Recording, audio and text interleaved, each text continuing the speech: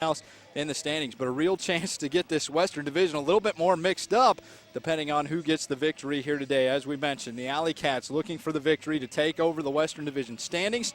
The Mechanix looking to fight their way back into the standings in order to get a win today. They would move to 3-5 overall on the season and be happy with that being tied with all the other teams at 3 wins in the Western Division. The poll is up, and Week 7 is underway as the Mechanix looking to exact revenge for a loss, a 20-18 loss to the Indianapolis Alley Cats just last week. They were defeated in Week 4 as well. That was on May 5th. And they're looking to get a victory here today to advance themselves as Kratt starts to work the disc in the middle of the field. He's going deep to Ayers right away. Chris Sackman there's going to have no chance, but Ayers out of nowhere comes up with the big catch, and all of a sudden the Detroit Mechanix are on the board. Then going down to Kentucky in that nail-biter where they defeated the Bluegrass Revolution by just 1 in the last seconds. Carpenter open in the end zone. Can he get it? He does indeed as he goes up over Kratt. The 18-year-old from Indianapolis, Indiana, gets a big score, giving the Alley Cats that crucial third point that they need to help them lift themselves past these Detroit Mechanix here early in the first quarter. 7:05, 3-2 lead here for Indy. Great job by the young player. When they call him Kitty Cat on this team, he was designated that name again because of his young age. And let's see it again from a great angle here by our cameraman. Is going up for it over Brian Kratt is Travis Carpenter pulling it down. And for the young, right now the Alley Cats defense, and there it is, Goose Helton. If you hold the disc too long, eventually he's going to come up with one, his 25th D of the year, as he goes deep immediately looking for his man, and there he is. Not quite in the end zone is Cameron Brock, but he's going to find Keenan Plew, the former Ball State former teammate, finding it in the end zone for the Indianapolis Alley Cats, and that's exactly what you want to do if you're the Alley Cats. A great chance there for Detroit to get back on the board, but they're unable to come up with the score. The Alley Cats take it right back down the field after the pickoff from Jonathan Helton, and they get the score, and we'll take a look at it there. Cameron Brock comes down with it, realizes he's not in the end zone, but it's all right because he's got his man Keenan Plew again with a big defensive effort, and that makes 4 Ds in his last 2 games. He's been watching Goose Helton play this game and is taking a page out of his book. It's Jason Yoder now with the disc setting things up for the Alley Cats. He looks to the end zone. He had the strike there by Joey Carey. Carey goes back the other way, finally comes up with the disc. He's looking to the end zone now, has to work it back to Yoder on the dump. Then they get the strike back to Carey. Carey now being double teamed. That's going to leave a player open. Carey's going to be able to find him, and he gets the score again for the Alley Cats. And that's exactly the way that you want to start things off. If you are the Alley Cats, you take the 6-4 lead. Now up 2 in this contest. Working the disc before the Alley Cats can really get a force put on. Now we see that forehand force put on by the Cats. Is Worsfold working on Jeffries. He goes in the end zone. Del Rey is going to have this easy as to try and get the score and expand their lead to 3 here. 23 seconds left in the first quarter. It's going up immediately now to Joshua Shepard. He works it down the field, finding Cameron Brock out of Ball State University, finding his former teammate Keenan Plew, who looks to the end zone, has his man, and it's Hans Rasmussen with his second score of the night from the throw from Keenan Plew. A great job there by Rasmussen as his celebration is to put that disc down back on the turf. A great cut, and that's something that these Alley Cats have strived and done so well here in this early AUDL season as we reach the halfway point.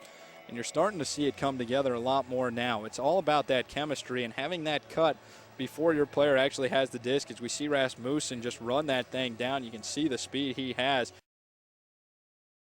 Will have the opportunity to score as he works that down to Ben Murphy, picked off by Hans Rasmussen as he goes to the far side to Kyle Cox. Cox looks into the end zone, has his man Cameron Brock. There he is.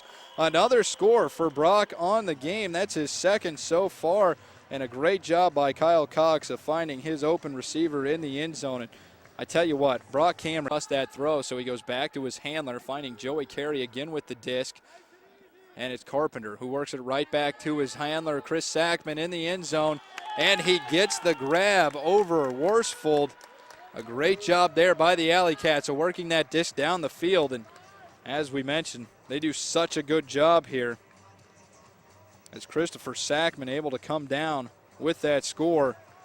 The man who had maybe the biggest catch for the Alley Cats of the season last week against the Bluegrass Revolution. scoring with no time left on the clock in a tied game, 18-18, giving the Alley Cats that win. Take a look at it again. Carpenter goes immediately to Yoder on the dump. Yoder looks upfield, knows he has Sackman. And when you got a guy like Sackman, you utilize him. Sackman, formerly out of IU, former hurdler at Indiana University. And, of course, Cameron Brock adding once again to that score total with his 5th score of the game. He is not wasting any time. He's just done a fantastic job. And let me take that back. That was actually Keenan Plew with the reception there, adding his 19th total on the season. Keenan Plew, again, doing a good job of just finding his way open in the end zone. And that's, again, you can't say enough about that in this game. The Alley Cats have completely utilized that, and the Detroit Mechanics have clicked down, 6 minutes and 11 seconds remaining. A 8-point lead here by the Alley Cats as they continue to take possession of the disc and work it offensively. Ben Ivers goes back to his handler, Troy Revel, who goes to that far side. The forehand flick being forced again by the Detroit Mechanics, and a kick block there by Andrew Lucarati, and a chance to get this back to within 7 points for the Mechanics and a chance to really fight their way back in this game. It's Andrew Lucarati on that far sideline. Not a lot of room to work with as Rasmussen puts the mark on. So, indeed, he works it to the middle of the field, and it's Van Treese who has a chance on the break throw. It starts to hang a little bit, and going up for it is Ben Ayers, who comes down with it. Ian Collins looked like he was going to get back to that one, but just didn't have enough in him or enough time to get back to it. But that floating disc from Logan Van Treese, one of those things that can become oh so scary if you are the receiver. Logan Van Treese, though, doing a good job of finding the open player, and you got to trust him when he puts those throws up into the air. Ben Ayers comes down with that score, making his 3rd of the night. And let's look again at it. And then the next day, they will host the Columbus Cranes at 2 p.m. That is 1 week before the end of the season. And I guarantee you, if things continue the way they are now in the Western Division, those games are going to have a lot on the line, and the Alley Cats will hope to have a player like Brody Smith back in time for those. But right now, the Alley Cats seem to be doing well as they're looking for their 3rd straight win. But Ben Ayers and Mark Worsfold don't want that to happen as Worsfold comes down with the grab in the end zone on the throw from Ben Ayers, his 9th score of the season.